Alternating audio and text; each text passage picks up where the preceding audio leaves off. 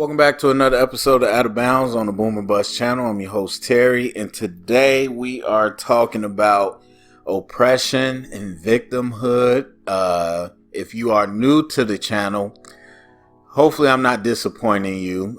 We are not talking about this victim currency in terms of the gaslighting concept where we use it to trivialize and silence people's actual issues and try to claim that they're woke and a snowflake and continue to perpetuate power structures. No, we're not talking about that.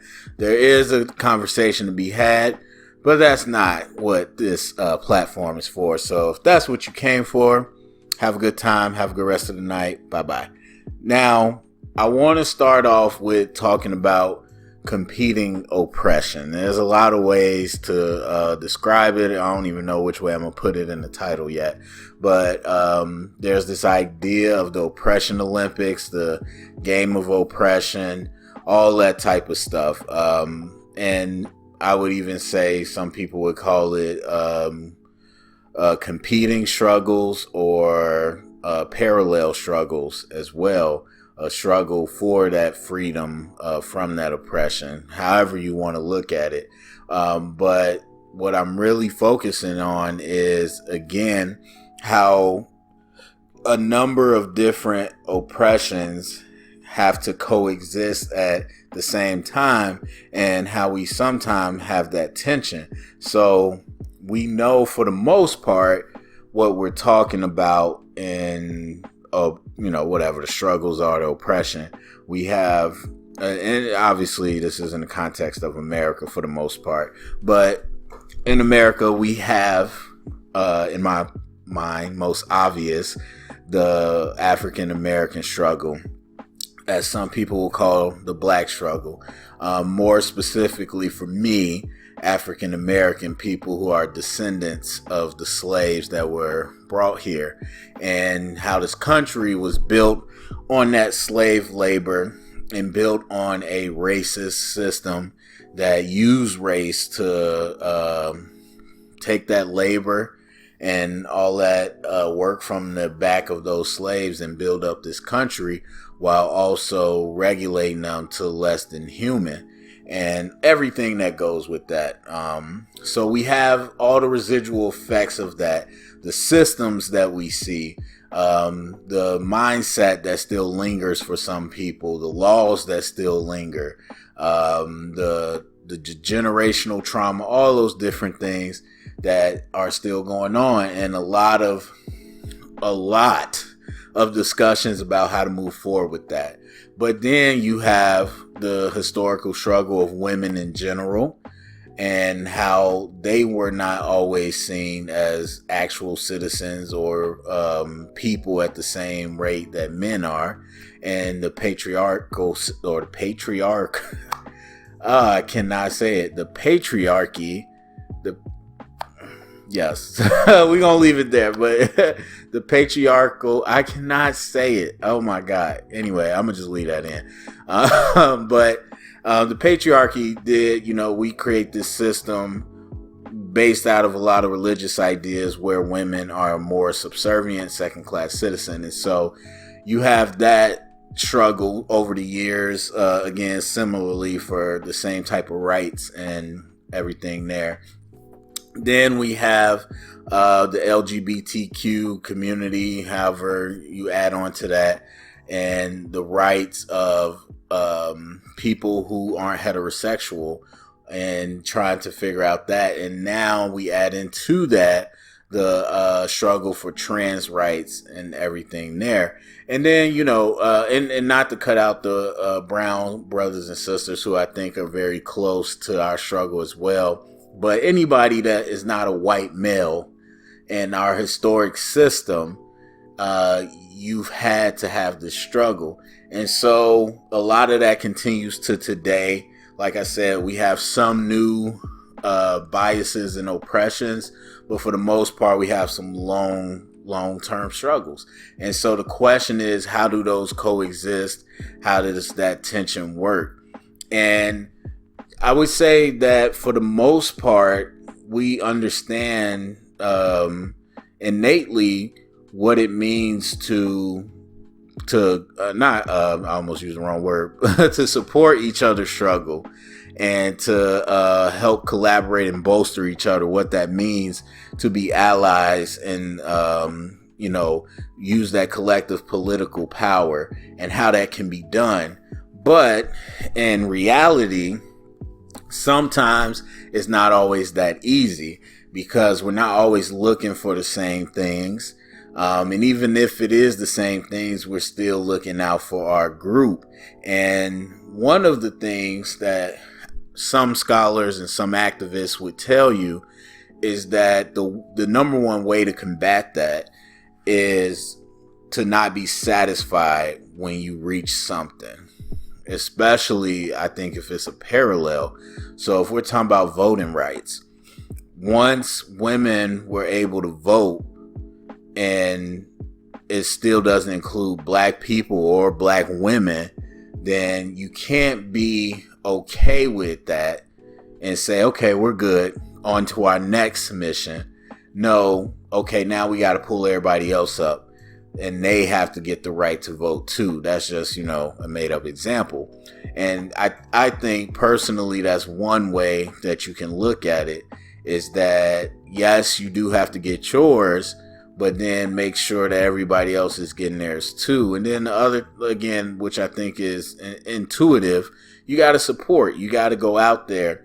And that's what we don't see a lot of times. And that becomes, I think, one of the real tensions, which we do have to recognize, because yes, you're in a struggle against a system. Not necessarily against white people or white men. You're in a struggle against a system that benefits white men. And so most of the people that support and protect that system tend to be white men. And so we have that in common, and we know that. You lump it all together as quote unquote minority or whatever. The diversity, when they talk about that, we're the diversity. And so we have this idea that, okay, we got a common enemy, but then when it comes to when we're not fighting necessarily, we need to start showing more support, but we don't always do that. Sometimes consumed with what we're doing for our own struggle, and other times I think just not really seeing the benefit of connecting. And so when we talk about how that tension plays out, these are very real things, and I think that's why it gets very escalated quickly, because these, like I said, these are very real and impactful things. If you aren't gay and I don't know, if you don't know anybody that's gay, or if you don't have people that's gay in your family or whatever, when the fight for gay marriage was happening, you might not have really cared one way or the other, or it might not have seemed that real to you, especially if you like me. I was young and I wasn't nowhere near marriage. And I'm like, I ain't even thinking about me. I'm not even thinking about marriage. But had I been, that's not something that I would have had to fight for.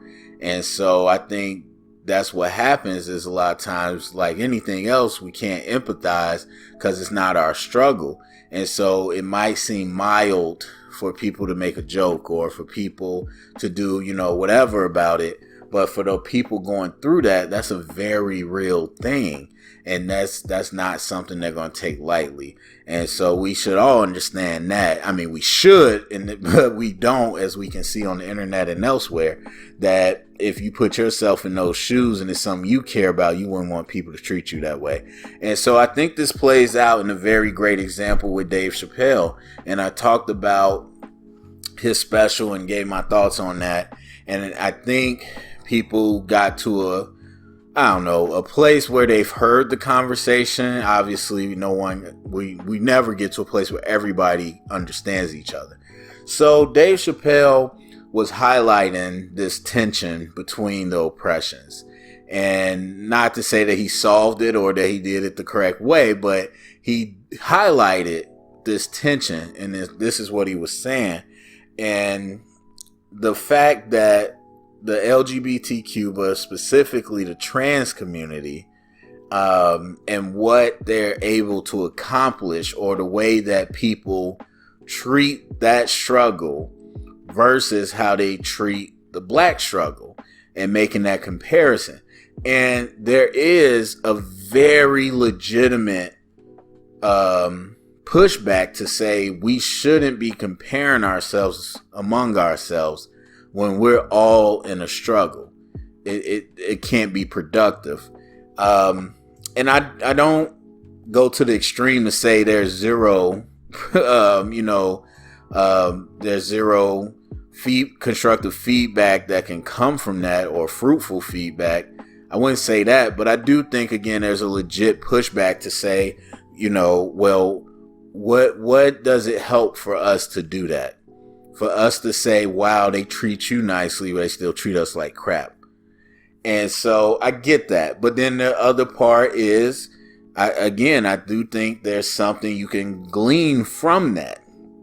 And then there are people that are just entrenched in their camp, and they don't care about other people's struggles. They're just going to look at it from their own lens. And we see that with black people. We see that with people that are non-heterosexual, or non-gender conforming, or transgender. We see it with people that are Latino, Latina, Latinx. We see it everywhere. And so it happens. Yes, everybody's not going to think the same. And there's some people that's just going to say everything. They're going to look at what's happening for you and compare it to them. And so that's going to happen. But I do think, if done correctly, it is something constructive to look at, especially if you are looking to be in solidarity and to collaborate and bolster each other. Now, is a comedy show making fun of them the best route? Who knows?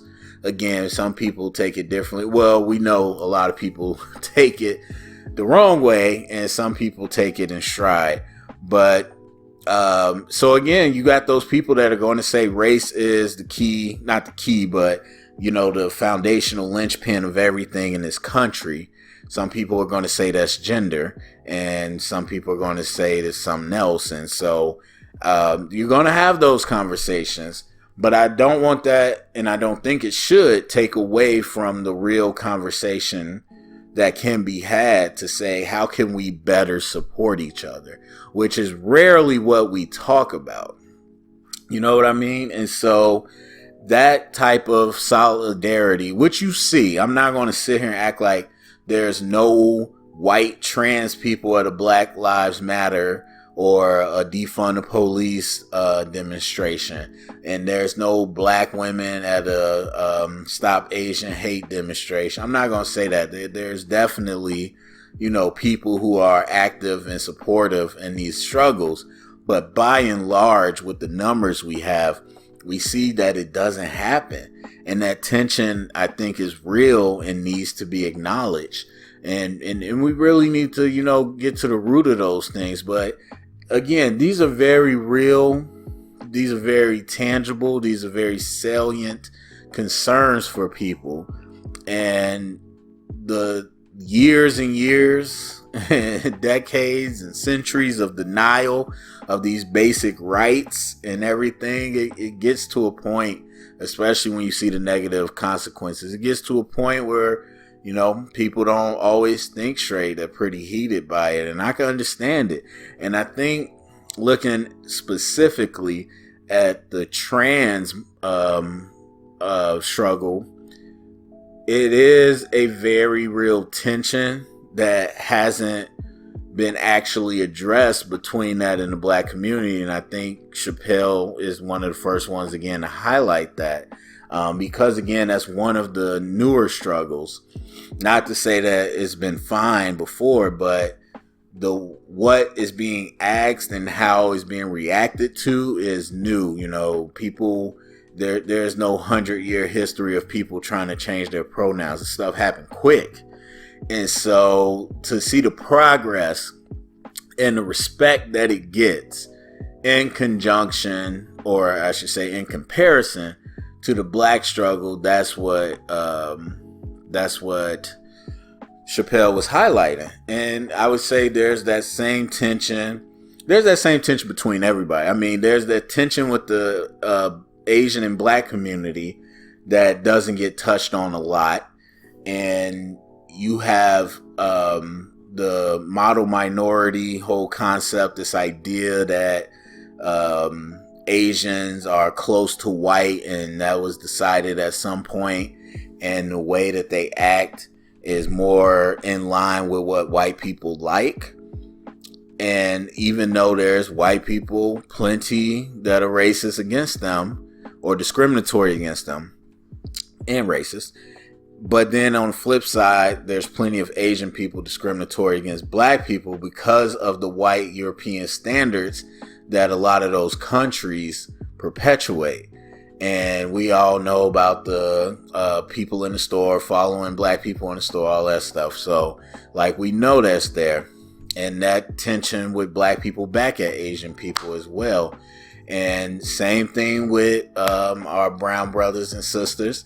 And I don't think it's as strong, but there's that too. Even though we're opening up this idea of Afro-Latino and Latina and all that, really looking at the roots and kind of how some of these roots coincide. And, you know, Blaxican, we've been doing that for a while, but still there are some people, and I don't even know it's more against black people, or I don't know, I shouldn't speak for them, but I don't know if it's more against not liking black people, or is it more just you kind of marry and you stay with your own people. And again, I don't think it's as tense as an Asian thing, but there is that tension too. And so again, we have everybody in a male white dominated society that is being oppressed in some type of way due to the system, and they're all looking to continue to climb and continue to get those rights that they have been denied, and evoking Miss Kimberly Crenshaw's idea of intersectionality, and bringing into this idea of how identities can be oppression and privileged in different areas. Then we see sometimes the commingling of it too, and that's when you add in an added layer of complexity, this idea of prioritizing and knowing when, you know, one identity might matter more than the other. Like I was just talking about Afro-Latino and Blaxican and all that, and of course all types of interracial. That is a conversation that is, I would say, very under-researched at this point, but interracial is becoming more and more prevalent, and I think that we will look into that a little more, because when you're talking about forming your identity, having those multiple races is a very complex weave. And so again, identities, when we, especially now, when we talk about power and privilege, it can go both ways. Some people could be double minority, which is black women, and why Kimberly Crenshaw started that. But then you look at other ways where you could be privileged or double privileged, and really the only double privilege is a white man. But that leads me to the second point of this conversation: the victim currency, victim capital, victimhood, whatever you want to say. And that is this idea of people using their identities and their quote unquote oppression status to I wouldn't say cash in like actual money, but to have some type of influence, which is why I like victim capital more than currency, but whichever way you want to use it. And so I think about it, and it happens all over the place, especially now with this push to have diversity and inclusion. and doing that type of work throughout these different areas, and people checking off the box to say they did it. Now is diversity, equity, and inclusion. And for us in higher ed is equity, diversity, inclusion. We have to switch it around. And so you can really be an expert for no reason other than your identity.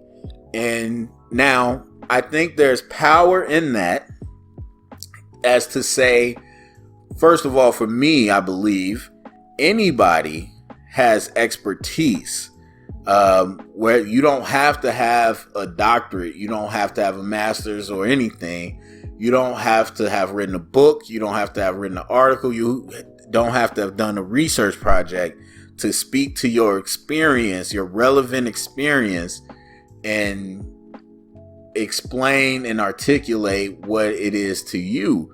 So if we're talking about being a black woman in the workplace, a black woman in the workplace has a contribution to that conversation. She doesn't need to have it qualified. I agree with that, because because the thing is, people will be like, okay, this person has a PhD or this person did the research. Well, guess where that data comes from? It comes from people who are not educated. It's people who live it. And so people who live it do have expertise. But on the flip side of that, I do think it gets abused and could be abused by some people, mainly because I don't believe most of these efforts are genuine. I think, again, they're check boxes to say we did something. And so they're looking for the right optics.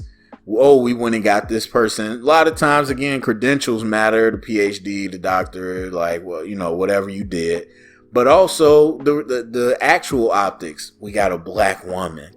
We have a trans Asian male, like whatever it is. And they can speak on this.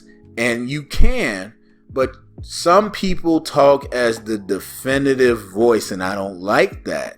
And I hope that in the stuff that I've done, you listen to, you see that I don't do that. I try to make sure you understand what perspective I'm coming from. Again, when you do research and you have data from other people, you can say, I'm speaking from the perspective of these 1,000 people that also said it. But if you're just talking for yourself, then you understand you're qualifying it. Because a problem is when you get up there to whatever, have a workshop, a professional development, a speech, a conversation, a lecture, whatever you're doing, when you get up there to talk about oppression and diversity, and then you speak for all black people or all Asian people, all Latino people, whatever, you are then perpetuating again the system that allows us to all lump each other into a box and act as if we all are monolith. And so that can be dangerous, because people can monetarily cash in on just being someone who is oppressed, or at least have an identity of somebody that's oppressed. And so that is one part of it. And then the other more salacious part of it, again, which people use to gaslight certain things, but it can be a truth in some situations. We got a perfect example. Juicy Smollett, as Chappelle would say. I honestly don't know all the facts to say right or wrong, but we see the harmful byproducts of people believing that was fake. Like, I think, again, innately, a lot of us see what the issue is when you do something like that, and then people and the courts said that you did it and you lied. And for other people to believe that, you can see right away how that could be problematic. And so it goes deep, because it hurts the credibility for some people. the ones that want to come in and tear down people's arguments or dismiss them, they have more ammo. And it, again, hurts the credibility of the next victim that actually needs it.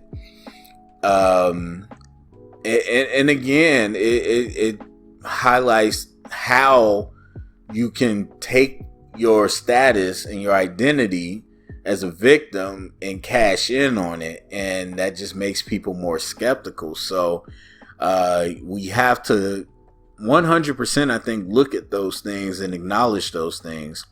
To say that just because this is touchy, and I'm really not saying this to be provocative, but this idea is of believe all women, and not just that specifically, but extrapolating that to everything we talk about. That's where we have to acknowledge that can be a dangerous concept. And not to say that dangerous as in we shouldn't entertain it. And I get the spirit of it, and I agree with the spirit of it. But actual functionally, we have to remain open to the possibilities and try to at least adhere to the evidence that we see. And obviously, believe all women, that type of stuff is a response to the pendulum being the other way for so long. So that's not lost on me.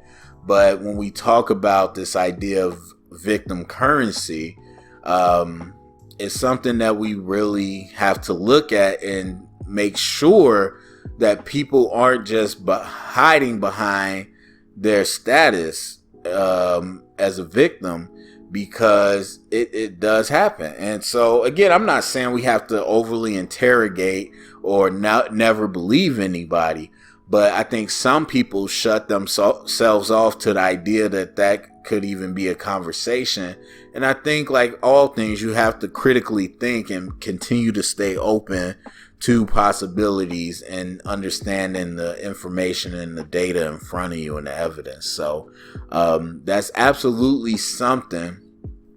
It continues to spin off this idea of competing oppressions, and how, again, it hurts the solidarity to see somebody trying to leg up, especially somebody leg up that's not in the same group as you.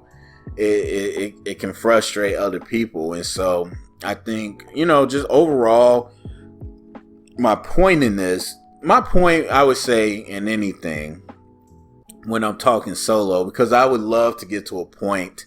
I mean, I actually am at a point. I just have to find the right people. But I want to get to a point where I'm putting out episodes with other opinions and voices. So, that to me is more informational. These conversations are more just to highlight it. So I'm not sitting here saying there's a solution, because some people be like, okay, so what are you saying? I'm like not proposing a solution. I'm not even saying that, hey, this is a huge problem. The forest is burning down. This is me just highlighting it, because I think a lot of times we ignore it and we kind of gloss over it, which is harmful as well, because it allows it to continue. And it's something that I think we all know, but it's hard to say. And then the other thing I'll say is part of that is because people are scared to give the white man, but again, the system that benefits white man, they're scared to give that any ammo. You see that a lot within communities where it's like we can't disagree in front of them. We got to disagree about that in private. In front of everybody else, what do they always call it? I forgot. What do they call it? A unified stance, or unified something like that. And so that's how it has to be. And a lot of times that happens between communities as well, where we're not trying to air that out, because I mean, and again, that's where it becomes problematic, because there is no space for us where we can go in private and talk to each other, community to community.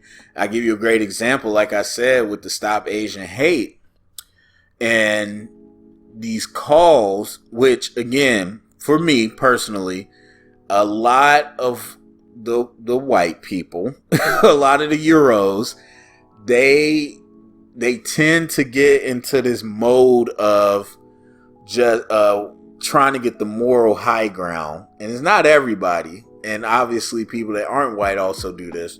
They try to get the moral high ground where, and I see more people using that, and it bothers me because I've been saying that forever. But they try to get people to, what some people call it virtue signaling. They try to get people to look at them and say, wow, they're really, about this stuff. And all they really do is just, bark a lot to say, oh my God, I can't believe you're not doing this. Or if you don't do this, then you're part of the problem. They, all that crap. And so while a lot of people, understandably, were pushing this idea that you need to be in their corner or you're a problem, some people, understandably, from the black community specifically, said, where were they to support us? And on top of that, when will they talk about how they inflict racism or perpetuate racism towards us? And I think that's fair. And so what you have is this tension, again, that nobody talks about. And I said again with Chappelle, which highlighted this tension with the trans community. And the one that really nobody talks about, if we being for real, is the Jewish community. And that comes with a whole bunch of layers, including the fact that people with the platforms to talk about it typically get shut down. And people don't even want you to say that a majority of the power in the entertainment industry belongs to Jewish community. People don't even let you say that, but it's true. And that is why they're able to shut that stuff down a lot of times quickly. And again, it's not, as hopefully you didn't take this the wrong way, it's not tension as in, we hate each other, but it's tension as in everybody's jockeying for power in this system. And to be honest, that's how the people in power want it to be. They want us to be divided amongst each other. Imagine if we were actually together. You think about Fred Hampton and the Rainbow Coalition and the others that were a part of that. And you think about Martin Luther King moving towards the idea of connecting poor white people and poor black people to fight this two America system, and how they reacted to that, and all these real reactions to solidarity is really what people are scared of. So anyway, that's my 2 cents. Go down comment section, let me know what you think, share it around, get the conversation started. Thumbs up, subscribe, and thank you for going out of bounds.